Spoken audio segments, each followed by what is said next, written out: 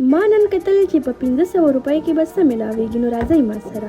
اول لاړم جلندر بیکرۍ ته، کم سره چې دا ګولګپو والا نو 150 روپۍ مې ورکړي او ښه ښکلي مزېدار پلیټ مې پې د ګولګپو جوړ کړو، کم چې ډېر زیات ښایسته دي. دلته د فیمیل ځای دلته کې هم شته. نو بس زما خو ماکس دی خوړی نشم، خو د کیمرامین ماما رانه هر څه وخوړل. بس زه بیا راغلم افغان رپټر ته او بس ماما ته مې 200 روپۍ ورکړي او ورته مې ویل ماما ما لږ ګرمه ګرمه شورما تیاره کړه، کومه چې زموږ د جنکو ډېره زیاته خوښېږي.